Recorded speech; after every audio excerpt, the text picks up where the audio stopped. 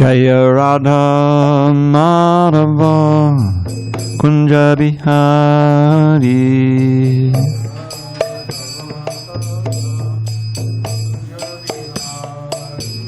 Jaya Radha Madhava Kunja Bihari.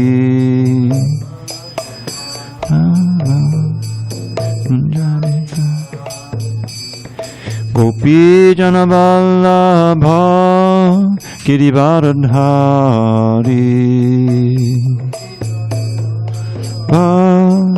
Girivardhari. Gopi Jana Vallabha Girivardhari.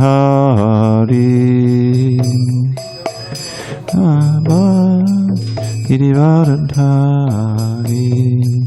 Yashodanandana Padajana Ranjana.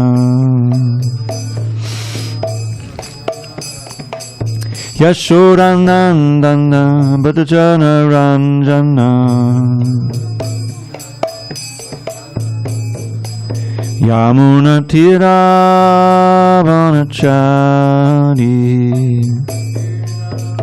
Vanachari. Yamuna Tira Vanachari.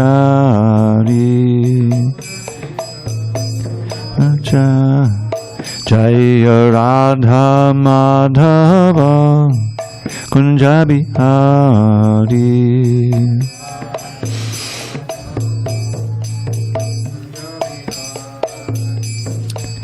Hare Krishna, Hare Krishna, Krishna Krishna, Hare Hare, Hare Rama, Hare Rama, Rama Rama, Hare Hare.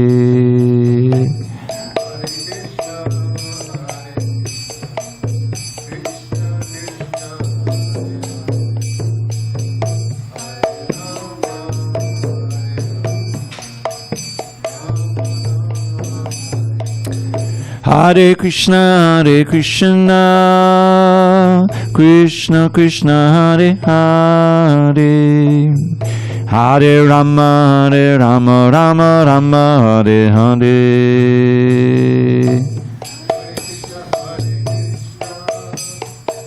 Krishna Krishna, Hare Hare, Hare Rama, Hare Rama, Rama Rama, Hare. Jaya Radha Madhava Kunja Bihari.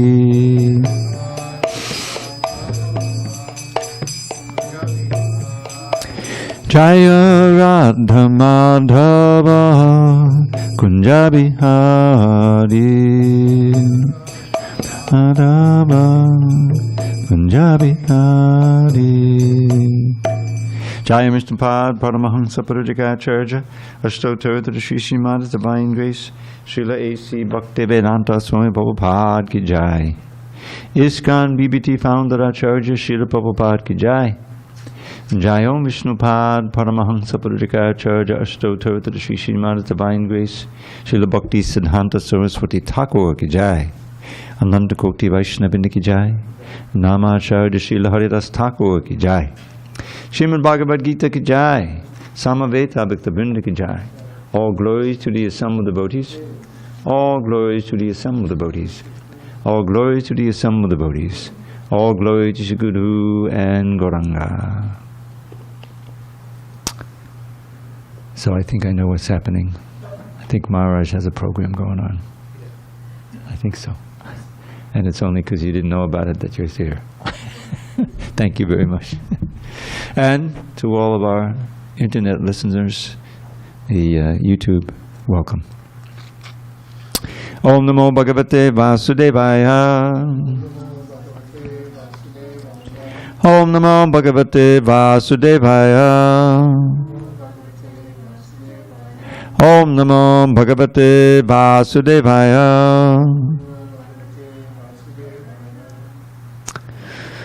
On the second day of November 2022 in San Diego, we're reading from Srimad Bhagavad Gita as it is, translation and commentary by His Divine Grace A.C. Bhakti-Vedanta Swami Prabhupada. And we are in chapter 8 entitled Attaining the Supreme. Text number 12 on page 356.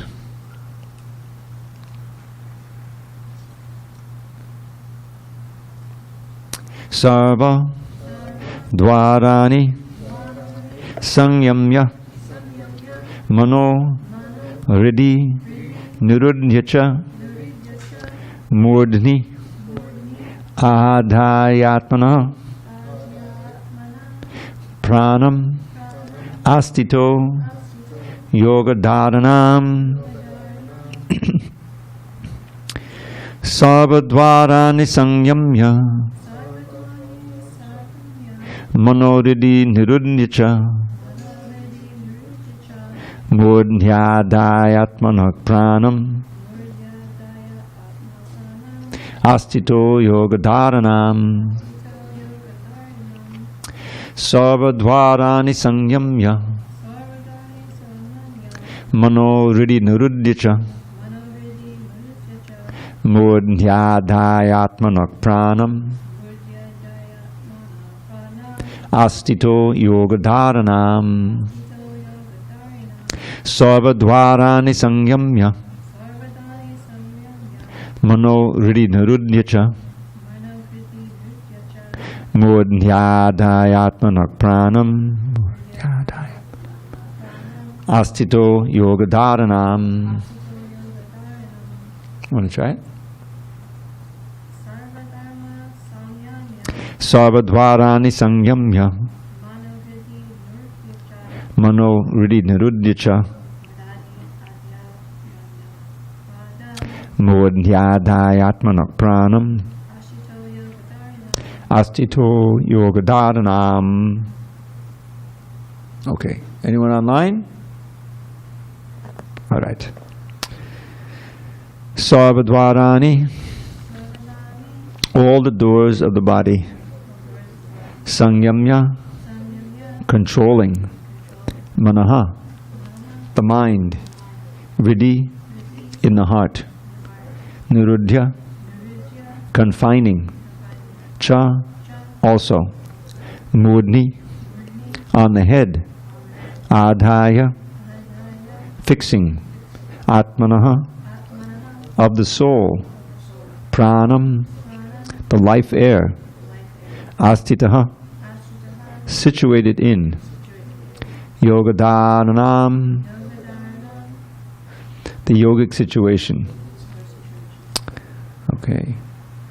Translation. Lord Krishna says to Arjuna, the yogic situation is that of detachment from all sensual engagements. Closing all the doors of the senses and fixing the mind on the heart and the life air at the top of the head, one establishes himself in yoga. Purport. To practice yoga as suggested here, one first has to close the doors of all sense enjoyment. This practice is called pratyāhāra, or withdrawing the senses from the sense objects. The sense organs for acquiring knowledge, the eyes, ears, nose, tongue, and touch, should be fully controlled and should not be allowed to engage in self-gratification. In this way, the mind focuses on the supersoul in the heart, and the life force is raised to the top of the head. In the 6th chapter, this process is described in detail, but as mentioned before, this practice is not practical in this age. The best process is Krishna consciousness.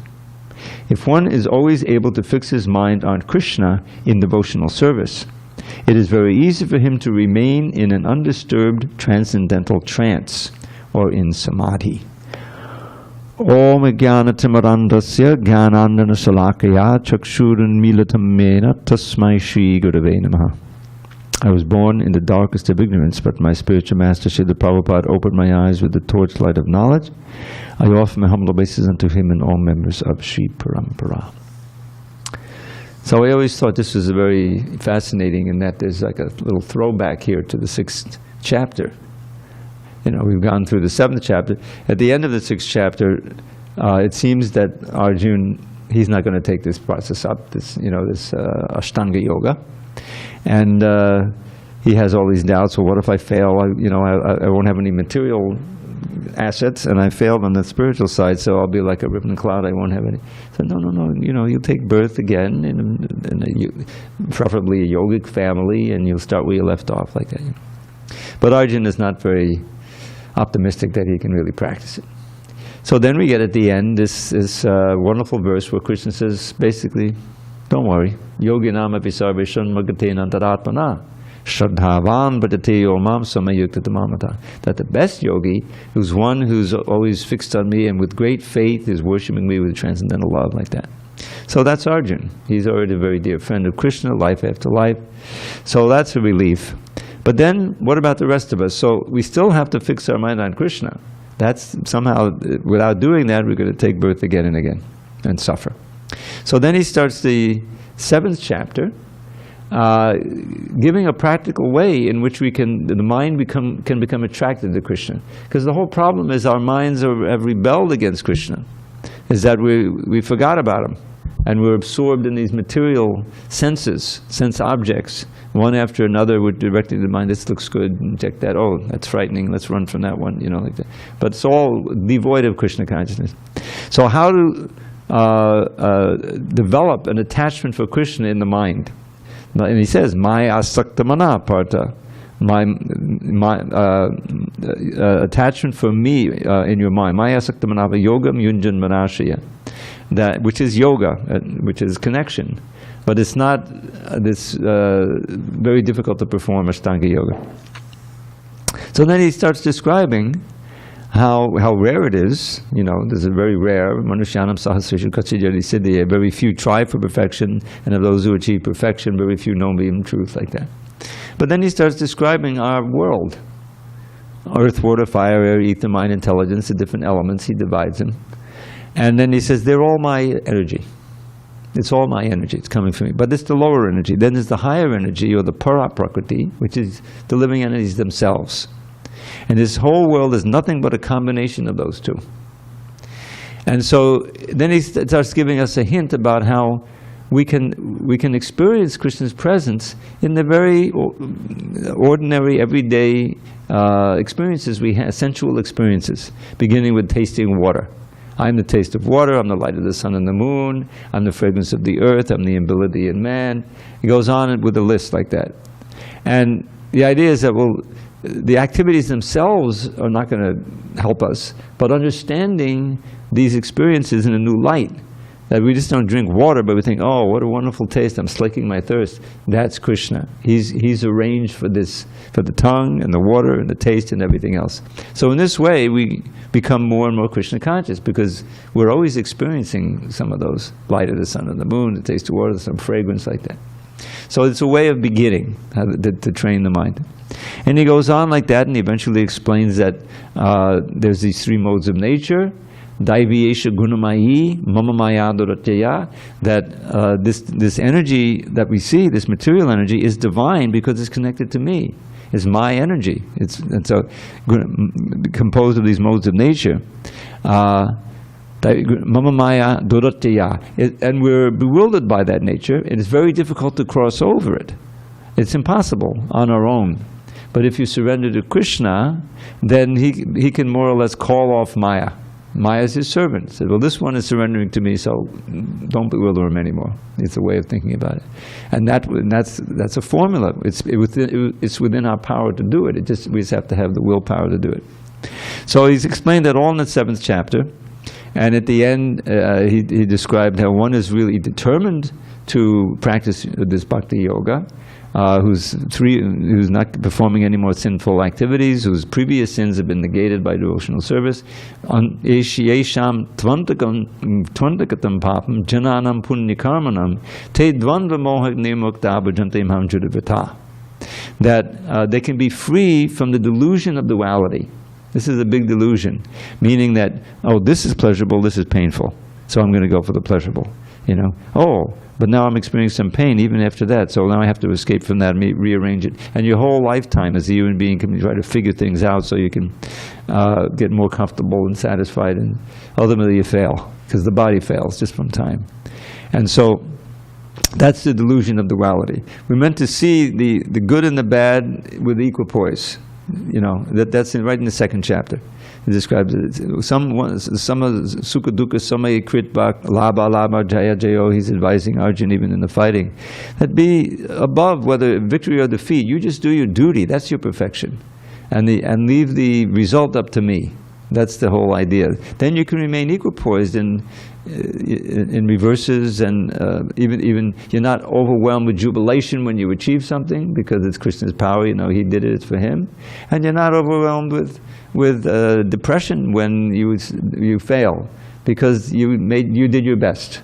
You know, and this is a way to keep that equipoise and the remembrance of Krishna at all times. Otherwise, if the mind is always being whipped around with jubilation and lamentation, then you can't do it. So that they have to come to this. So he goes through all of this, and then at the end of the 7th chapter, he's describing one who is jara marana mokshaya. One can become liberated. This is a main impetus for action on the spiritual platform at the beginning, is to become free from this bondage of birth, death, old age, and disease, and the threefold miseries, and to come to a platform of equipoise and a platform of joyfulness. You know, but a lot of it is getting free of these miseries which are always threatening us. Now, in the higher stage of devotion, that's not even a consideration. You're experiencing Krishna's presence at every moment. You're engaging in loving relationship, even in your sleep. Prabhupada always talks about 24 hours, you know.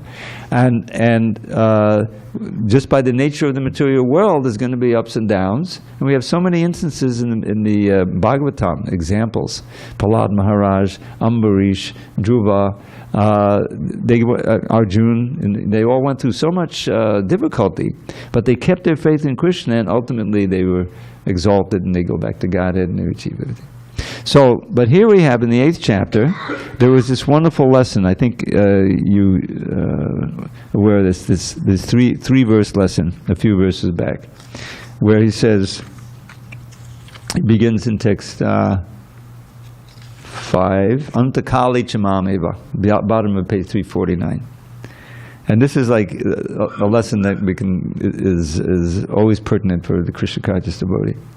Antakali Chamameva smadan mukta kalevaram, yakpriyati samad bhavam yasinat yatra sangshayaha. And whoever at the end of his life quits his body, remembering me alone, at once attains my nature. Of this there is no doubt. And so the implication is, well, between now and that point when we leave the body, we should do all that we can to be deepening our remembrance of Krishna. That means all of the activities of our senses and mind and everything. It's connected to Krishna through devotional service.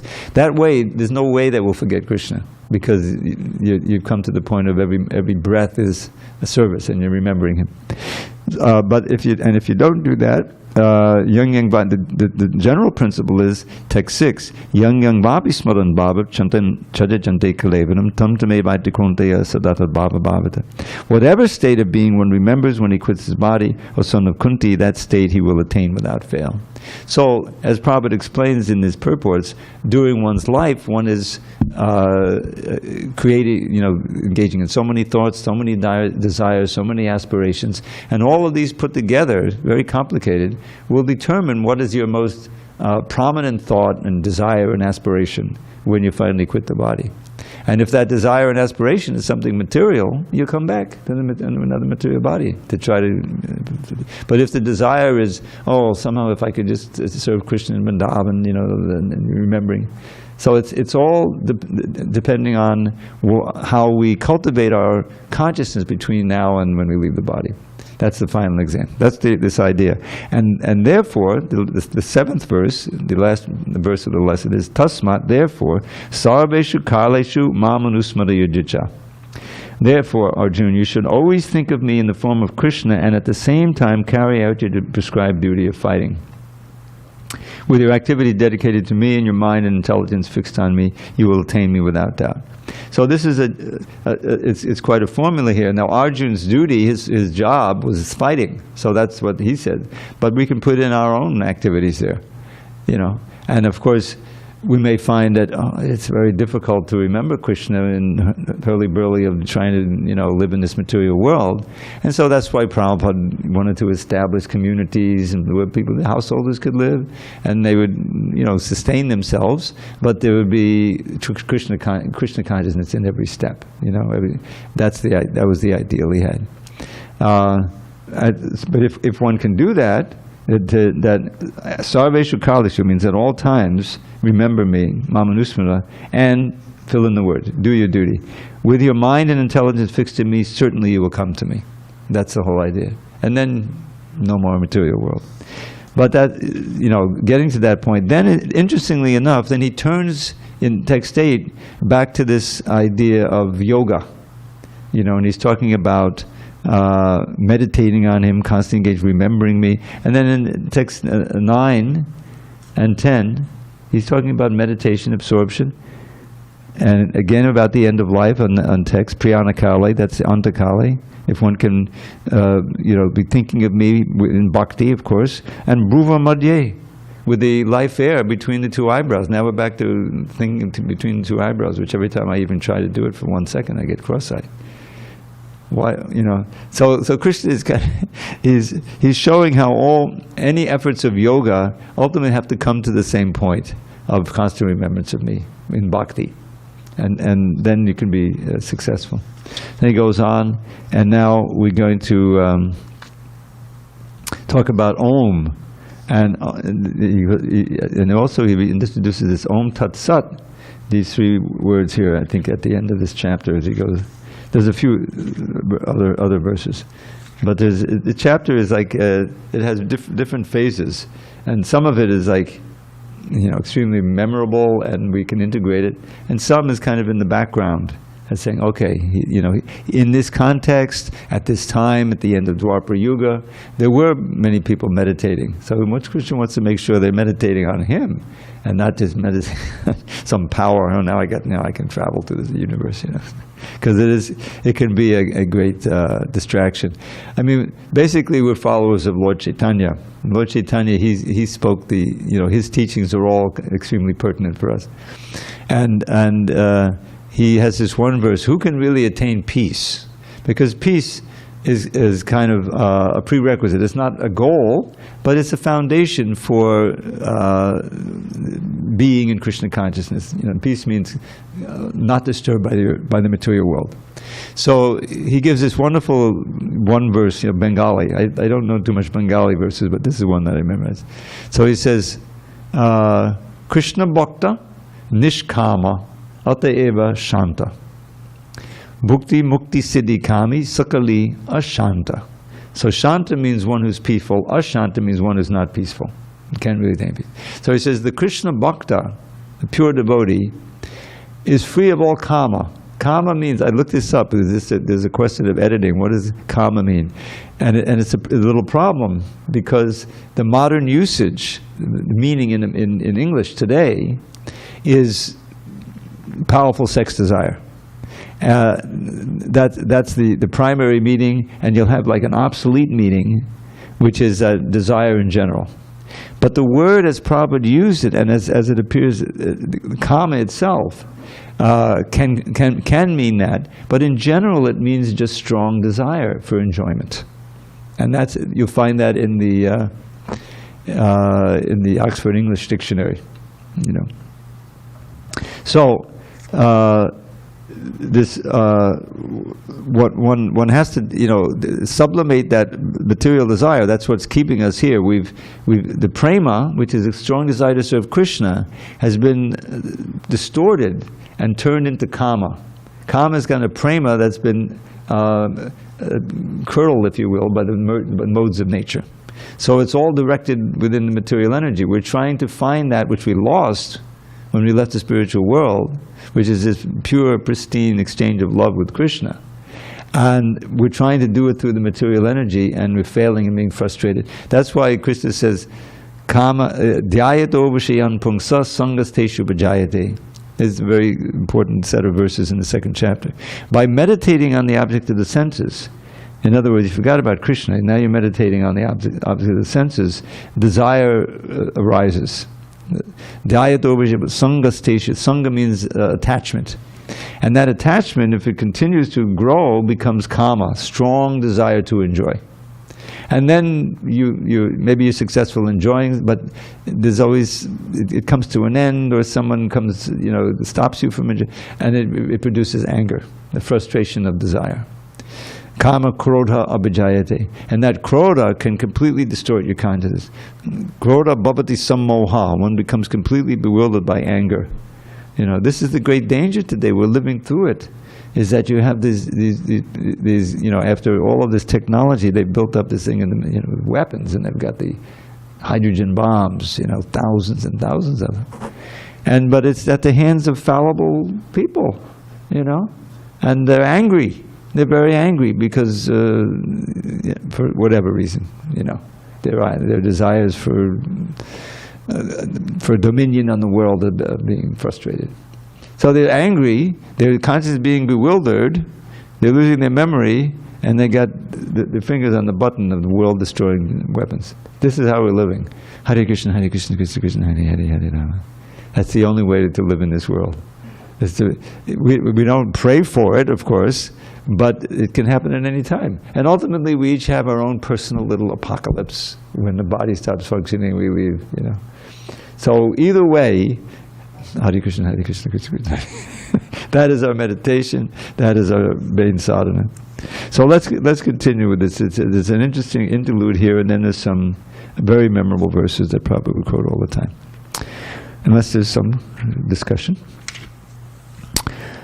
All right, text 13. Yeah. Om ekakaksharam Brahma Vyaharan Mamanusmaran Yak priyati chajandeham Sayati padamam gatim. Okay, interlude. I have a theory. Because I'm old, when I was in grade school and we were learning to read, it was all sounded out. It was syllable by syllable. And that's the way you would learn words, But I understand that later on that was changed, and the kids would learn words by looking at the whole word and recognizing it. Is that how you learn to read? That's the problem. See, because the little phonetic principle, like if I apply to Sanskrit, every single syllable is Om, It, Ye, Kaksharam, Brahma, Vyaharan, Mamanusmaran. But you're trying to, if you're not applying that technique, you're taking them and you're missing some of the letters because it's it's not English words. You can't So that's the reason. That's not a criticism. It's just an observation. I think So don't worry about it. And Jean, don't worry about not even trying. It's not a problem. I'm actually taking a Sanskrit. You're taking a Sanskrit class?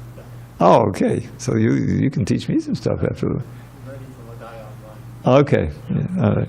I'm sure that'll be paka when you get the pronunciation. Paka is always, I learned that word. That was one of the first words I learned.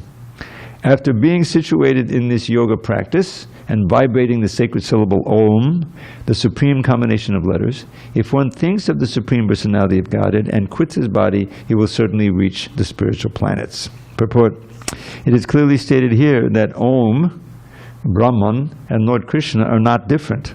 The impersonal sound of Krishna is Om, but the sound Hare Krishna contains Om.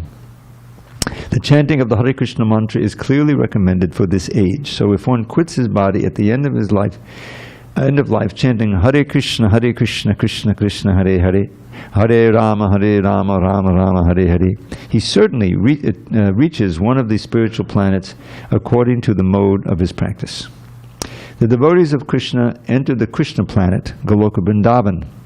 For the personalists, there are also innumerable other planets known as Vaikuntha planets in the spiritual sky, whereas the impersonalists remain in the Brahma Jyoti.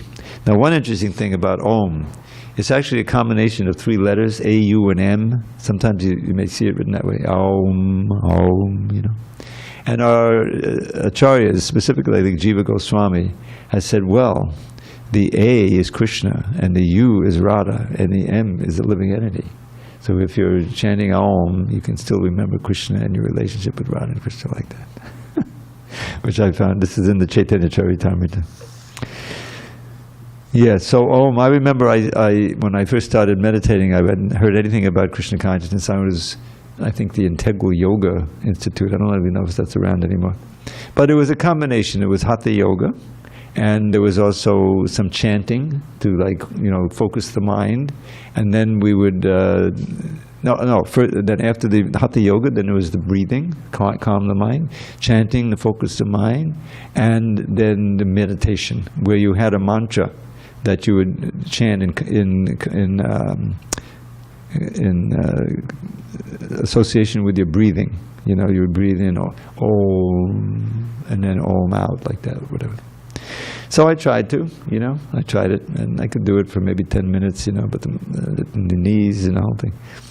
So then I was still looking for a mantra, and I was still going to the temple while I was doing all this.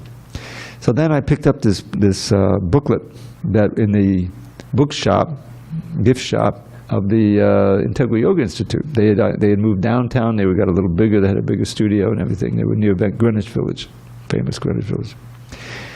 And so it was all about the glories of chanting Hare Krishna, because the guru of Satchidananda, his name was Shivananda, he had established an ashram temple in South Africa. And apparently for 25 years they had Akhanda Kirtan, means unbroken Kirtan of Hare Krishna. Now, whether in the middle of the night they had a live kirtan or recording going, I don't know. But it was enough that, it was 25th, and he had solicited these articles by various people who I didn't know about the glories of Hare Krishna mantra. But it was enough for me after reading that to say, this is my mantra. This is the mantra I should pick. So I started trying to do that, internal. I invented this. Hare Krishna, Krishna Krishna, Hare Hare on the in-breath, and Hare Rama, Rama Rama, Hare Hare on the out-breath. That was it. And I would do that for maybe 15, 20 minutes and then go to work. So anyway, that, and I found, just meditating, really focusing on Hare Krishna, even for a few minutes like that, was like transformative for my life. I felt all fired up. I did kirtan on my way to work in the car, and when I got to the hospital, I would be trying to cure the patients with internally, of course, I would, by chanting Hare Krishna. I didn't have any obvious success. I won't get into the story. But, so here we are, Om, and I think, is it Om Tat Sat? No, that's in the other chapter. I'm sorry, I think. Anyway, Om is introduced here. And now, back again to constant remembrance, of Krishna, which is the essence of the whole thing. Ananya Chetak Satatam. Oh, sorry, text 14. Ananya Satatam. Ananya Cheta Satatam. Yo Mam Smadati Nityashaha.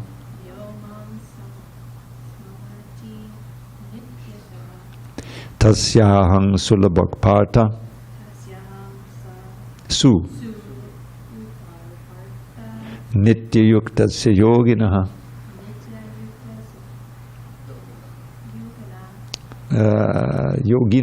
Yoginaha. All right, we'll work on it. For one who always remembers me without deviation, I am easy to obtain, O son of Pritha, because of its constant engagement in devotional service. Purport. This verse especially describes the final destination attained by the unalloyed devotees who serve the Supreme Personality of Godhead in bhakti-yoga. Previous verses have mentioned 4 different kinds of devotees: the distressed, the inquisitive, those who seek material gain, and the speculative philosophers. Now he's harking back to the seventh chapter with this. Different processes of liberation have also been described: karma yoga, jnana yoga, and hatha yoga. The principles of those yoga systems have some bhakti added, but this verse particularly mentions pure bhakti yoga without any mixture of jnana, karma, or hatha. As indicated by the word ananyacheta, in pure bhakti yoga, the devotee desires nothing but Krishna. Ananya means no other consciousness but Krishna. A pure devotee does not desire promotion to the heavenly planets, nor does he seek oneness with the Brahmajyoti or salvation or liberation from material entanglement. A pure devotee does not desire anything. In the Chaitanya Charitamrita, the pure devotee is called Nishkama, which means he has no desire for self-interest. Perfect peace belongs to him alone, not to those who strive for personal gain. I think he's referencing that verse I just chanted. Perfect peace. Whereas a jnana yogi, karma yogi, or hatha yogi has his own selfish interest. A perfect devotee has no desire other than to please the Supreme Personality of Godhead. Therefore, the Lord says that for anyone who is unflinchingly devoted to him, he is easy to attain. A pure devotee always engages in devotional service to Krishna in one of his various personal features. Krishna has various plenary expansions and incarnations such as Rama and Nrsimha. And a devotee can choose to fix his mind in loving service to any of these transcendental forms of the Supreme Lord.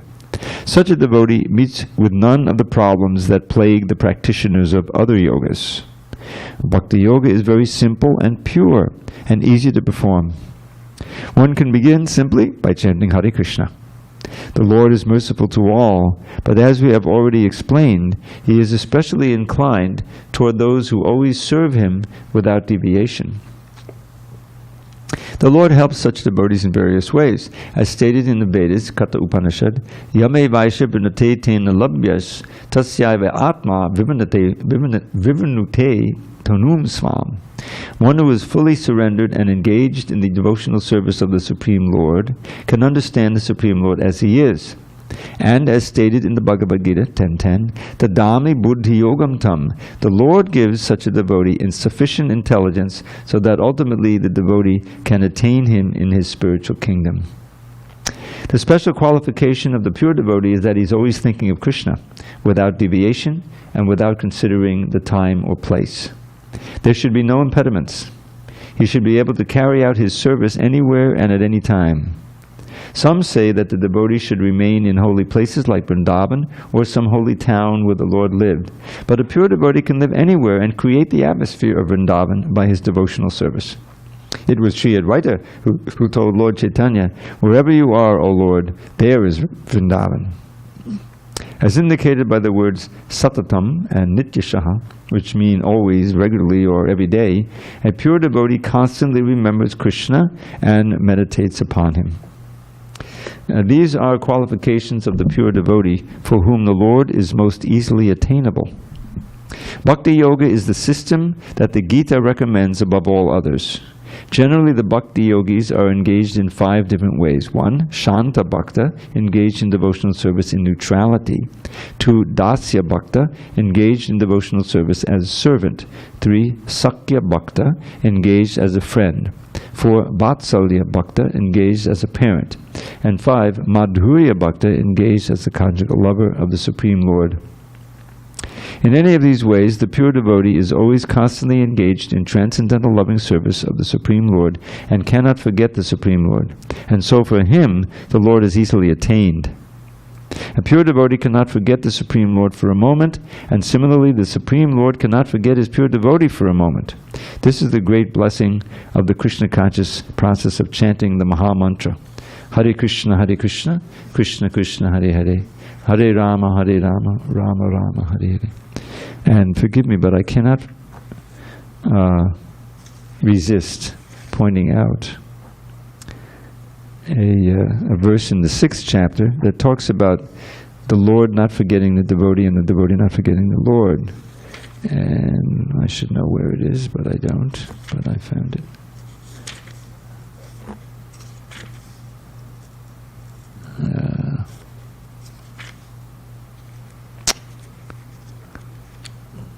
Here it is. No, that's not it. Oh boy.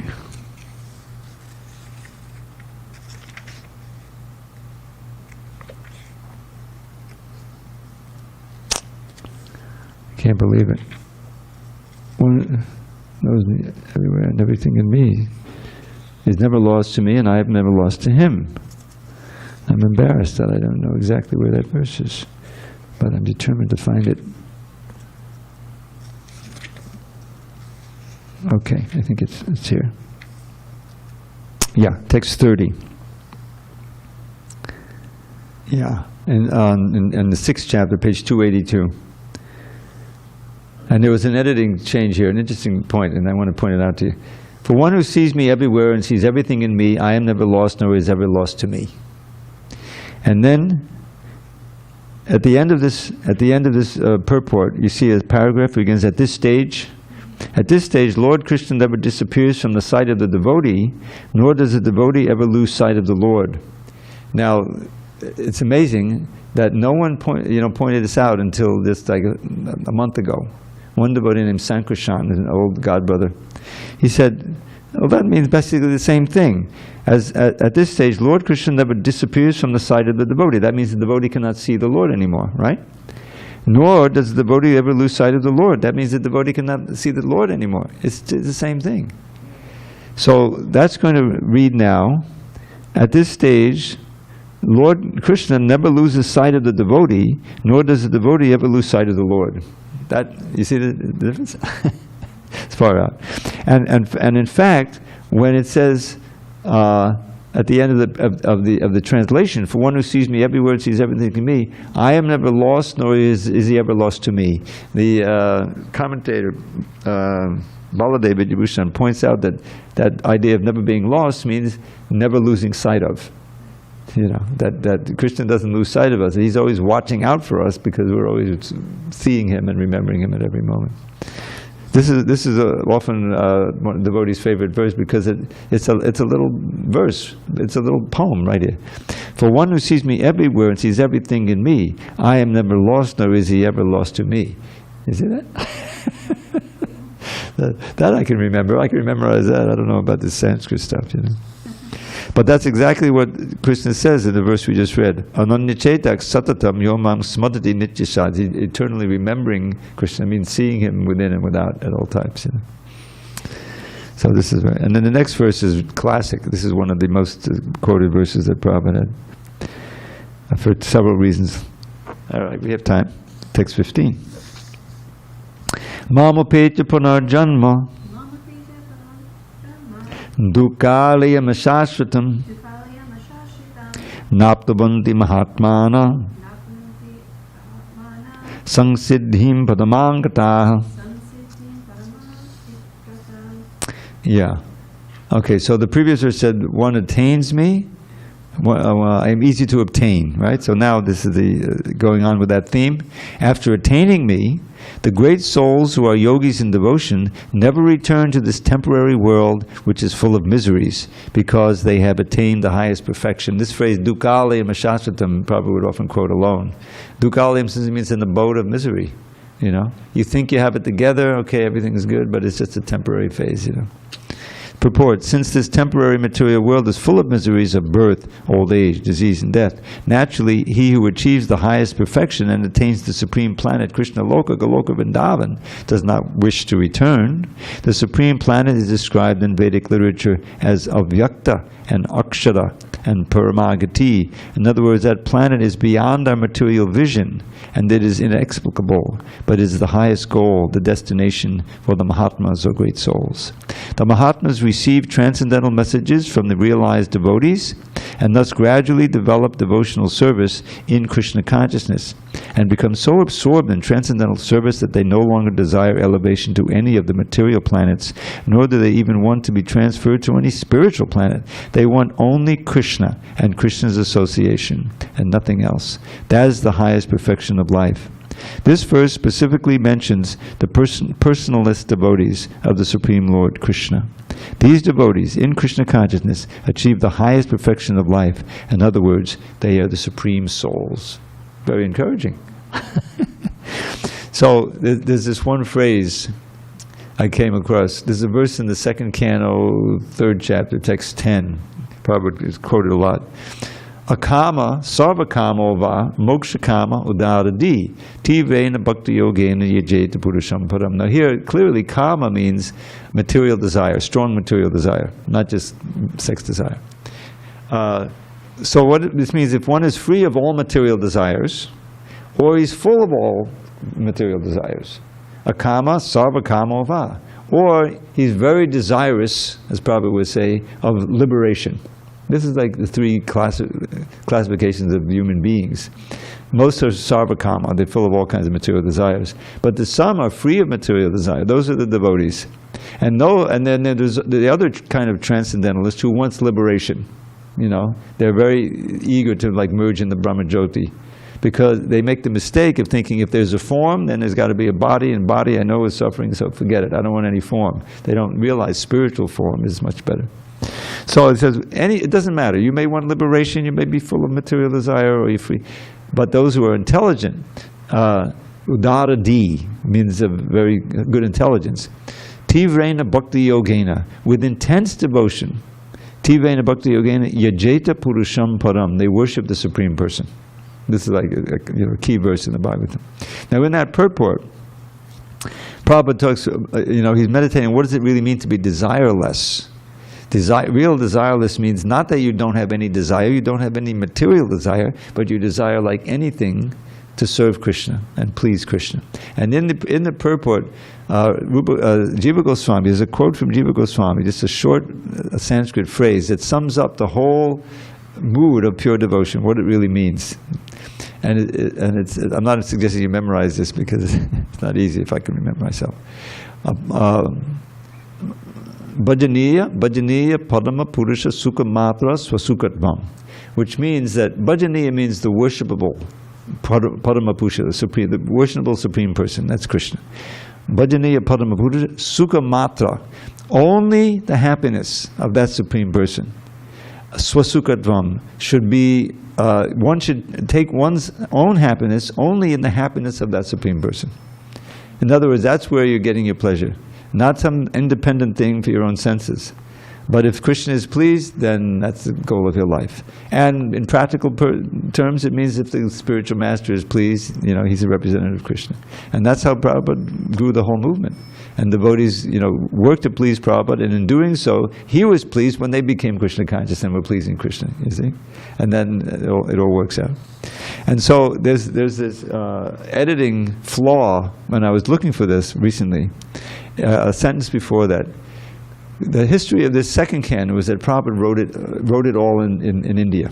He wrote the first canon and the second canon in India, but he didn't want to wait to publish the second canon. He wanted to come with that completed first canon. But he brought it along with him in manuscript form, typed out, like this. Amazing. So he brought it. It was in a closet, and he showed Hayagriva. It needed to be retyped so you can edit it, because Prabhupada was so frugal. All the letters went to the edge, and there was not much room to save paper. Every rupee counts. Every pice. So it had to be retyped. So in the process of retyping it, this happened. So in the previous sentence, it says something like this. Desireless, to be desireless means that one should only look to Krishna to fulfill one's desires. In other words, one should exclusively fulfill one's desires through Krishna. But actually, what Prabhupada said is that one should one should only find satisfaction in the satisfaction of the Lord. Not that one should only find one's satisfaction from the Lord. He mistyped it.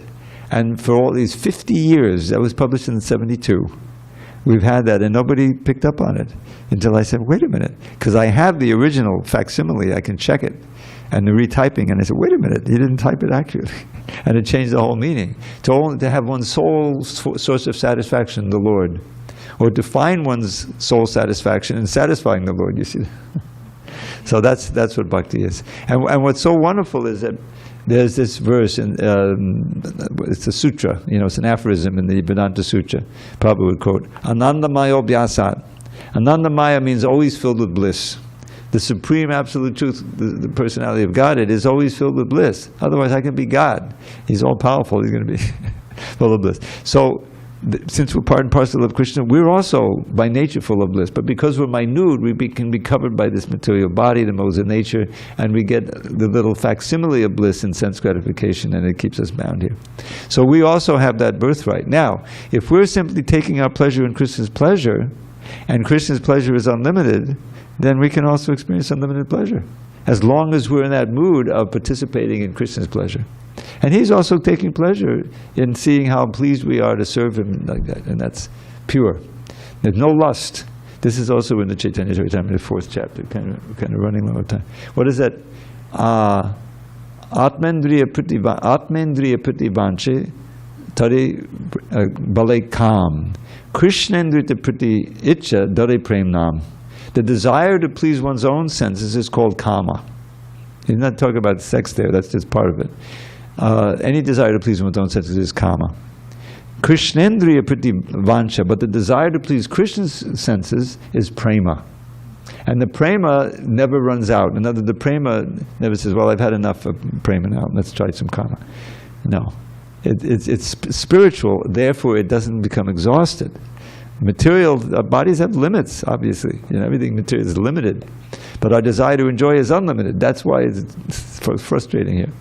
So if we can take our pleasure in giving Krishna pleasure, then as long as we have that facility to serve, which is the ardent desire of the devotee, then we can always be happily serving Krishna. And that's what is going on in the spiritual world.